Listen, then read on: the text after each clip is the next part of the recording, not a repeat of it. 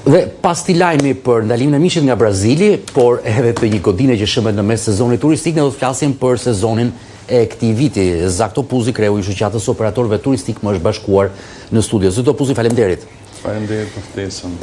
Këto shëmbjet në sezon veror pa i hyrë me leje pa leje, si kishte vepruar policia, animare etj, a na ndikojnë? Nuk po i hyjmë detajeve të objektit, por një shëmbje në mes sezonit turistik. Sigurisht ndikojnë, sepse në fundit Shqipëria është një kantier ndërtimi dhe kjo është gjëja më e keqe gjatë gjithë periudhës. Sot nuk flitet më për sezon. Sot turizmi për Europën të paktën është është një punë gjithëvjetore dhe pothuajse nuk dallohet janari nga shkurti nga marsi. Dhe kombinimi të gjithë llojeve të turizmit, që turizmi tashmë nuk është më industri, por është kthyer në mënyrë jetese. Për të gjitha mënyrat e lëvizjes është tashmë prezent dhe është një nga industritë më të rëndësishme sot për Europën. Mesatarisht 10-12% e të ardhurave të përgjithshme bruta vijnë nga turizmi. Kryesisht motori është pjesa e mesdheut, ku janë gjithë liderët botëror, që Spanja, Franca, Italia, Greqia, Turqia, dhe këtu zhvillohet pothuajse gjithë pjesa e rëndësishme e turizmit të rërës dhe të detit. Të detit, po. Kështu që janë të rëndësishme, ndikojnë, dhe këtu nuk është çështje përgjegjësie e një institucioni, apo këtu është përgjegjësie e përgjithshme e një vendi që nuk bashkëpunon, domosdoshmë strukturat nuk bashkëpunojnë me njëra tjetrën. Duke filluar që nga po themi pushteti qendror, pushteti lokal, policia e gjitha me radhë, IKMT dhe deri tek njerëzit që në fundit duhet njoftojnë. Mirë, po korrupsioni është ai elementi bazë që shtyn përpara këtë dhe besoj se kjo lidhet me këtë temë. Si u mbyll koriku për t'u kthyer tek shifrat? Ishte në pritshmëritë apo krahasuar me 2025-ën, korikun e 2025? Në fakt shifrat zyrtare akoma nuk kanë dalë, por nga informacionet që ne kemi nëpërmjet ministrisë, mesatarja për këto 7 muaj shkon një rritje 6.2%. Është pak a shumë një rritje stabilizuar 2 vitet e fundit, shkon komfort me rritjen e mesatares Europës. Pra tani jemi konsoliduar dhe nuk mund të kemi më rritje të numrit me 2 shifra. Jemi në fazën ku qëllimi kryesor duhet të jetë produkti turistik dhe të marrin sa më shumë të ardhura nga turizmi, jo tashmë numri, dhe aq më tepër që edhe ky numër është i kontestuar teorikisht, pasi nuk bëhet fjalë për turist të mirëfill, po bëhet fjalë për lëvizje e të huaj, ku përfshihen jo vetëm turistët që flenë dhe vinë për turizëm, por dhe ata që janë tranzit, vizitorët, ditorët, dhe kërkohet një analizë më e saktë për t'i paraprirë dhe për të vlerësuar turizmin tashmë si industria e cila është e vetmja për Shqipërinë që do jetë promotori kryesor bashkë me bujqësinë. Prodhon 1/4 e prodhimit përgjithshëm bruto. Siguron gati 90.000 punonjës dhe gati 260.000 punonjës indirekt lidhe me turizmin. Pra që nuk është vetëm çështja ai që punon në hotel apo në... E vërtet, janë hallkat zinxhir. Janë hallkat zinxhir që janë të lidhura me të huaj. Kështu që ky është e rëndësishme, është që Shqipëria është konsoliduar më tani si destinacion, kuptimin ka siguri, ka garanci, lëvizjet e turistëve nuk janë më individual, por janë familjar, me fëmijë të vegjël, me makina, me motora, me bicikleta. Protesta që ndodhen në Tiranë nuk ndikoi, sepse ishte ajo frika do ndikojë në turizëm apo jo? Ka ndikuar, sepse çdo efekt sot amplifikohet. Pra ti mund shikosh një vend që diku ka ndodhur një incident dhe televizionet e transmetojnë sigur kështu është situata në gjithë. Edhe ka një frenim. Edhe ka një frenim. Ka pasur një frenim gjatë muajit që kaloi, me kontaktet që na mori vetë përfaqësuesja e Booking, që është kroate për Shqipërinë, dhe tha çfarë po ndodh me Tiranën, pasi ka rënje të rezervimeve kryesisht për Tiranën dhe Durrësin me 2 shifra. Por që filloi të rekuperohet dhe tashmë janë rezervime last minute. Pra, a kontribuam ne me atë 4,2 milionëshin për koncertin e Kanye Westit? Po si duket dhe ai ndikojnë, sepse në fundit të vinë 25.000 veta të paplanifikuar në një periudhë të ngushtë kohe, i ka dhënë një ndihmë kryesisht bizneseve të vegjël, fast foodeve, supermarketeve. Po te pjesa e imazhit që në këtë vend nuk ka vetëm protesta, po shkon edhe një reper i njohur për koncert. Pavarësisht nga interpretimet që mund të ketë, por unë nuk kam parë në një koncert në botë që mos jeti sponsorizuar në një mënyrë apo një tjetër, sepse në fundit ai nuk është thjesht një këngëtar që vjen për patjetër, po këtu diskutimi u bë se po e kalojmë në tjetër çështje, po kur që hyn shteti, pra sponsorizon shteti një shumë të tillë. Në një shtet si ai i Shqipërisë që ne e njohim sa këllçe financiare ka. Sponsorizimi në atë mënyrë ndoshta ishte i gabuar, por që të gjithë janë sponsorizuar deri më sot, unë vetë jam pjesë e sponsorizimeve. Patjetër. Pa diskutuar që bashkia, qeveria kanë sponsorizuar çdo këngëtar që ka ardhur, pasi është e pamundur që në një vend vogël kesh mundësi të dalim me fitim një koncert. Vim tek biseda jonë kryesore, turizmi. Vjetë është përdorur ajo, le të themi mbiemri, turistët e sanduiçit, këtë vit turistët e byrekut. Ç'a po na ndodh dhe këto puzi? Shiko, në fakt lëvizjet që ndodhin në turizëm këto vitet e fundit, ulja e çmimeve të biletave low cost për gjithë Evropën, nuk është vetëm çështje Shqipërie, kanë bërë të mundur që çdo person që ka një të ardhur qoftë dhe mesatare dhe minimale, e ka mundësi të bëjë një turizëm dhe të vizitojë disa vende gjatë vitit. Pra, kjo i ka dhënë mundësi që kontingjenti njerëzve që kanë interes për të vizituar vende të ndryshme, ta bëjnë këtë proces dhe në Shqipëri, pasi gjithmonë njeriu ka interes për të shkuar dhe një vend Afrike për të parë Luanin live. Pra nuk lidhet që duhet shohësh vetëm muzein e Louvres apo Parisin, Londrën, por mund të shohësh edhe një vend që ka dalë nga komunizmi, si janë këta njerëz, si kanë jetuar, çfarë kanë. Dhe ky është ai motivi që ka pasur këtë lloj kategori turistësh. Problemi kryesor që ndron këtu që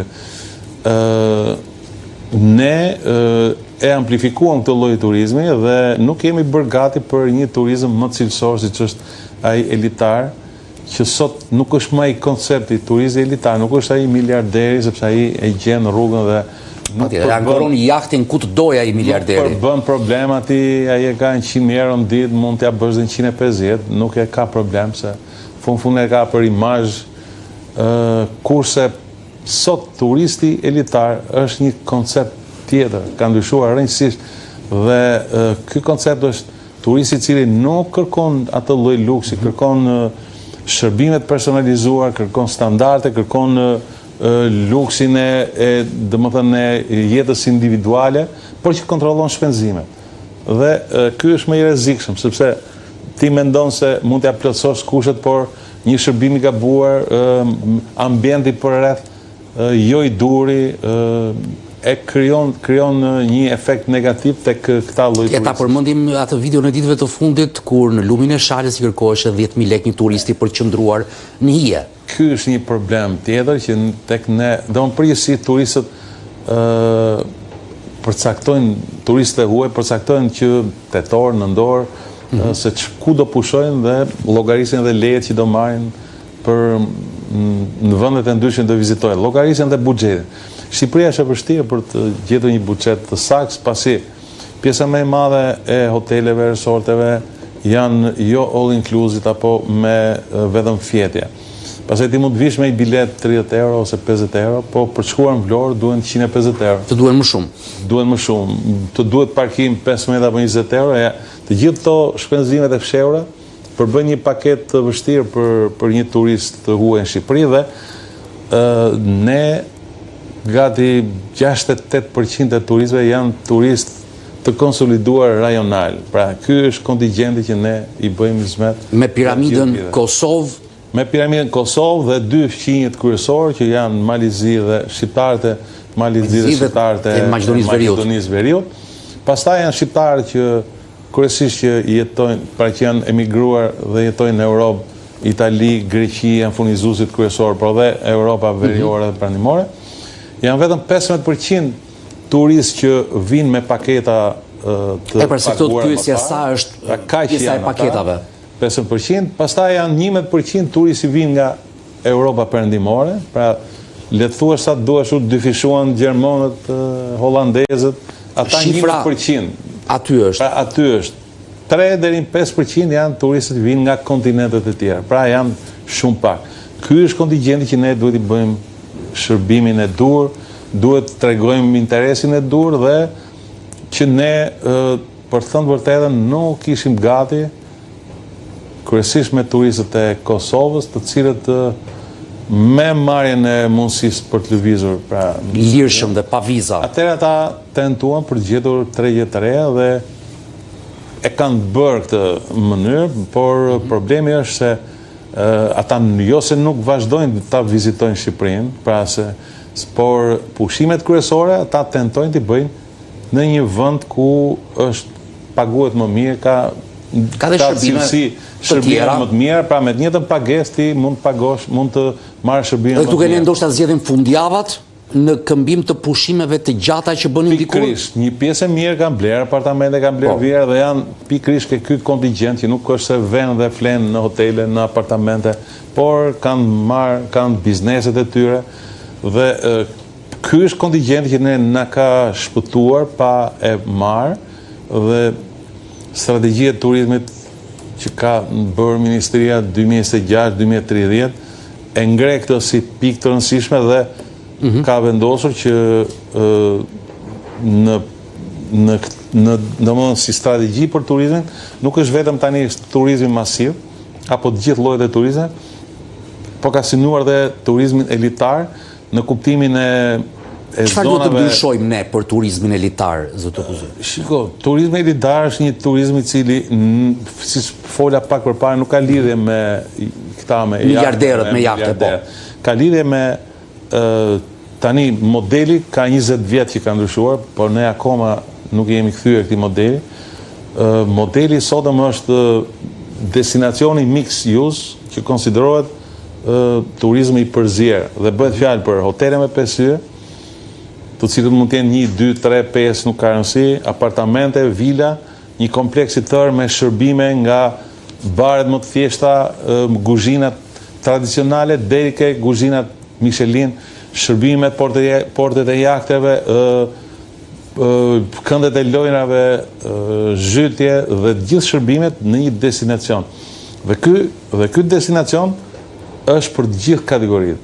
Pra mund ta gjesh veten në hotelin me 5 yje dhe mund të shkosh të konsumosh drekën tek lokali fqinj familjar që ka tradicional.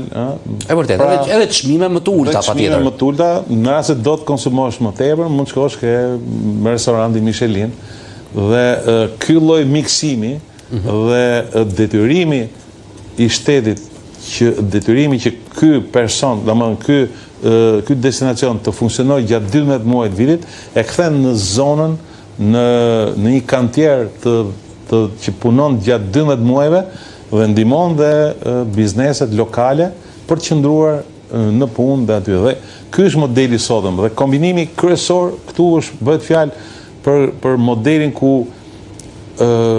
pra që ta kuptojmë, domethënë industria turistike është një industri shumë e vështirë. E vërtet. Dhe në rast se ndërtuesi për 3 vjet apo 4 vjet i rimerr investimin e tij dhe merr dhe fitimin, turizmi e ka 10 deri në 15 vjet. Brenda 7 vjeteve ti kërkon një rikonstruksion të pjesshëm, sepse ka amortizim. Pra kur ti merr të rikthehen të ardha për 12 vjet konsiderohet shumë pozitiv. Për këtë arsye Europa stimulon, pra nuk është çështje Shqipërie, stimulon ata që merren me turizëm, por që investojnë për turizëm. Pra në rast se ti ke ngritur një resort me konceptin e investimit për turizëm, jemi dakord. Në momentin që ti e shet si imobiliare, ajo në vend që ta ndihmojë dëmton më tepër zonën, dhe ai që ka blerë një vilë që 500.000 apo 1 milion apo 250, është një person që ka të ardhur dhe ai do të pushojë edhe në vende të tjera. Pra, nuk e shfrytëzon në mënyrën e dur destinacionin. E vërtet. Dhe çfarë ka ndodhur jashtë? Pra, destinacioni i jashtëm që është i tillë. Pra ti jo më shumë se 25-30% ndërtojnë vila për të stimuluar ndërtimin e total para dhe hotelit, dhe pjesa tjetër e vilave që shiten me destinacionin që ti si blerës mund ta përdorësh 4 javë deri në 6 javë në vit të planifikuara, dhe për pjesën tjetër ti do marrësh të ardhur, jepet me qira dhe ky menaxhohet nga hoteli kryesor dhe ti merr 50% të xhiros, jo të fitimit, po 50% të xhiros. Pra ti bëhesh dhe përfitues edhe pushues. Dhe në këtë mënyrë ky destinacion qëndron i hapur 12 muaj dhe ky ndihmon dhe vendin, po ndihmon edhe komunitetin, ka edhe paga më të larta. Dhe ky është modeli që po mbizotron. Po edhe njerëz që do të shërbejnë gjatë, jo vetëm ato 3 muajt e vitit që ne bëjmë diskutim gjithmonë. Mua prandaj më vjen keq kur dëgjoj që thon, do bëhen këto zonat elitare kështu, dhe ne do pastrojmë vetëm banjat edhe çarçavat.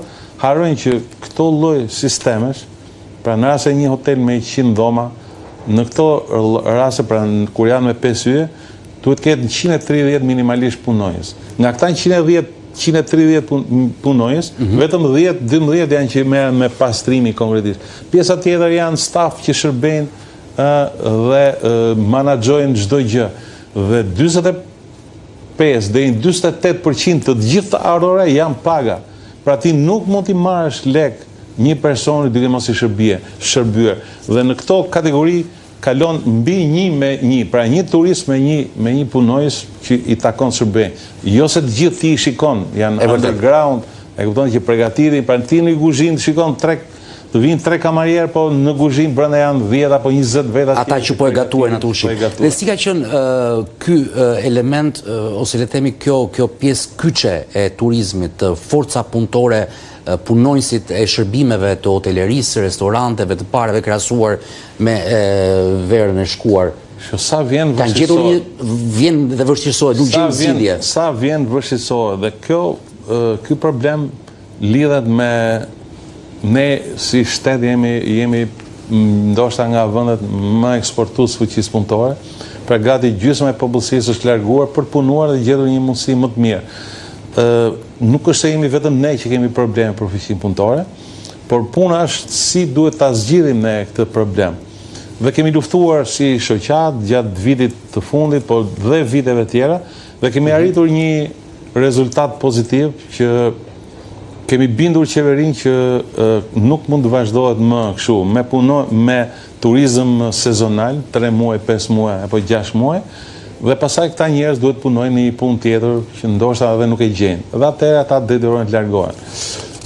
Kemi bërë takime me nivele të larta ku ILO, shoqata e punësimit ndërkombëtar, po e Shqipërisë, ka sjellë ekspertë më të mirë të Greqisë, Italisë, Spanjës, Francës, që e kanë këtë në strukturë minimale dhe kanë shpjeguar se si ata e realizojnë të. Dhe nuk është ndonjë problem i madh, e rëndësishme është që është arritur të vendoset kjo në strategji. Pra strategjia ka marrë përsipër subvencionimin e punonjësve të turizmit për ta kthyer Shqipërinë në një destinacion 12 muaj të vitit dhe për të pasur mundësi që të kesh punonjës cilësor, sepse nuk mund të kesh punonjës cilësor me një person që do punoj 5 muaj dhe mbas 5 muaj ka mendje ndarë që unë do ikë dhe do merrem me. Apo ka dhe nga ata që brenda një sezoni ndrojnë 2-3 vende pune. 2-3 vende pune. Kjo lloj mënyre ka mbron dhe punëdhënësin dhe punëmarrësin. Pra kontrata 2 vjeçare, pra e cila përsëritet, e detyron atë që të mos largohet nga puna, por detyron dhe pronarin të mos e largohet nga puna pa pasur një arsye, po themi të pronon. Elementi i rëndësishëm është çështja e çmimeve, që unë deri më sot të paktën denoncimi i parë bëhet në rrjetet sociale, nuk kam parë të denoncohen abuzime me çmimet e restoranteve, të hoteleve, siç ka ndodhur në vitet e shkuara. Shqipëria është, pra çmimet në Shqipëri, ne jemi akoma konkurrues në rajon. Shqipëria ka çmime në 25 deri në 45% më të lira se sa Malizi. Dhe i ka 45 deri në 65% më të lira se Kroacia. Ndërkohë Greqia është më specifike. Pra Greqia i ka 15 deri në 50%. Pra gjen një diapazon shumë interesant. Pra Shqipëria nuk ka probleme me çmimet, por Shqipëria ka probleme me destinacionin, me shërbimin, me vajtjen në destinacion, pra infrastruktura e cila për të thënë vërtetën na ka kapur të pa përgatitur. Nuk është vetëm që ta sillim një shembull konkret, nëse vjen për një orë me një fluturim nga Italia për të shkuar në Saran, ty të duhen sa orë duhen një tuaj. Të duhet gjysmë dite. Ti nuk ke një informacion se kur nisi, nuk ka një orar të saktë, nuk ke një sajt që ti mund të prenotosh online, po ti del ke një senjetatori dhe shef 5 shofera taksis apo furgonesh që thot për Vlorë, hajde se dhe 2 veta. Po. Domethënë një huaj sot nuk mund ta kuptoj dhe jo nuk mund ta kuptoj, po kjo nuk është normale. Domethënë ne duhet qeveria duhet të ndërmarrë masat pra për ta zgjidhur këtë në mënyrë profesionale. Nuk mund të presi një huaj 2 orë në një stacion sa të mbushet autobusi apo sa të mbushet furgoni, qoftë dhe duke u subvencionuar.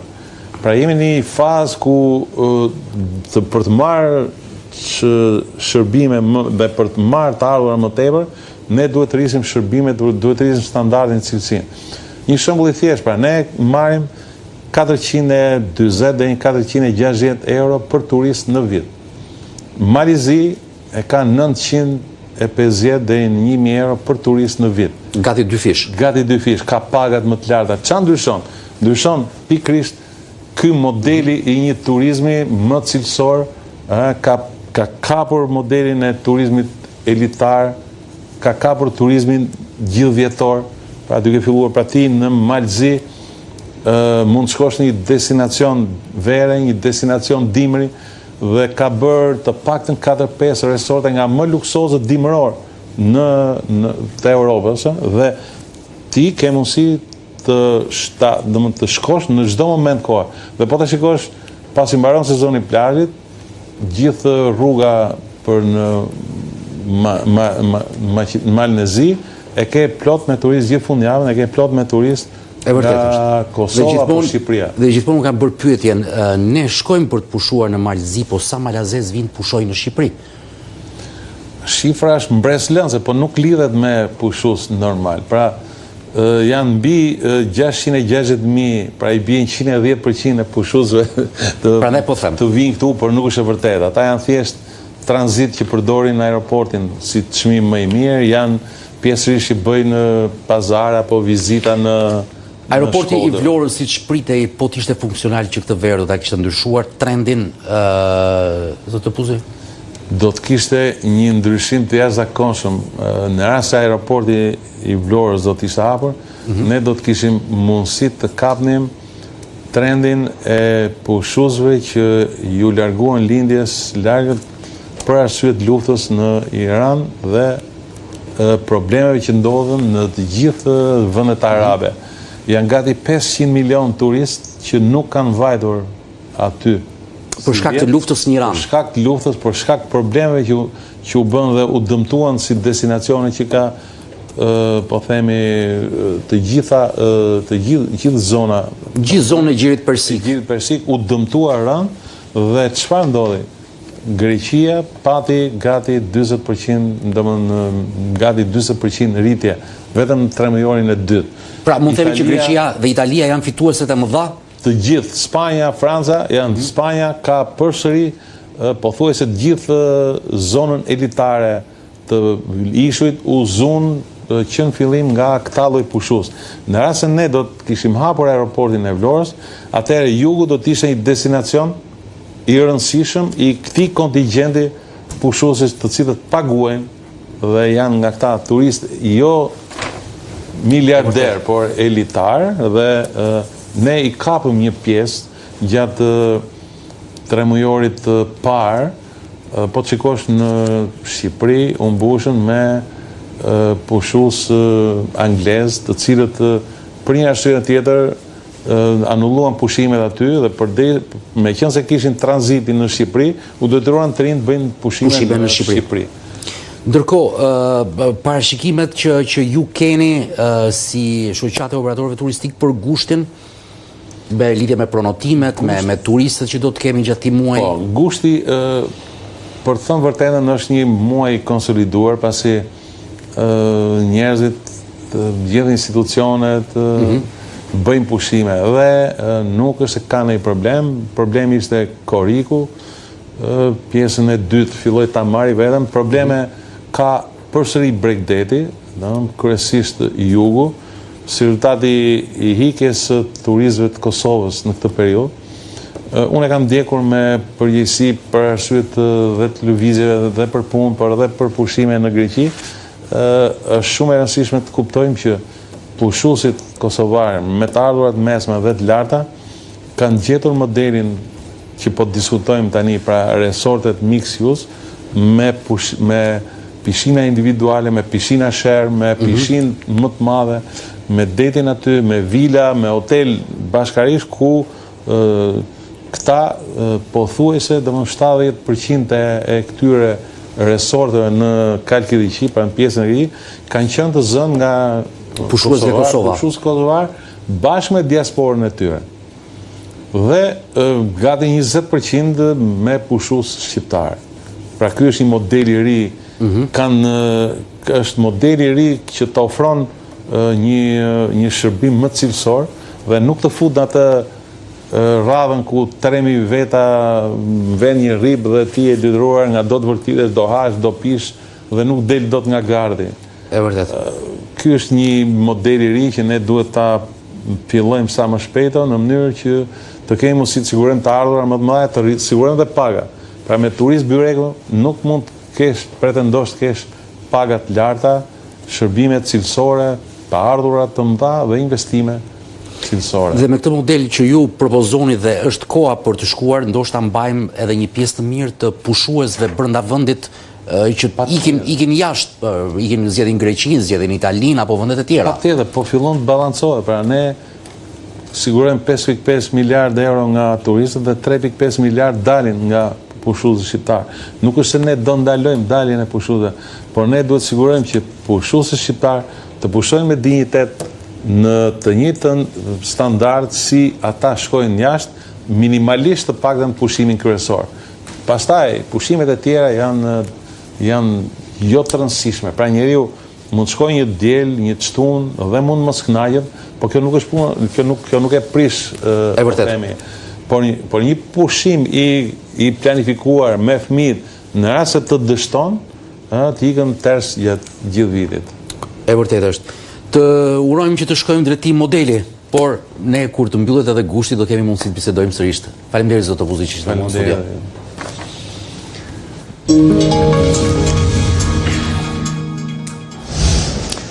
Shqipëria të tjera zhvillim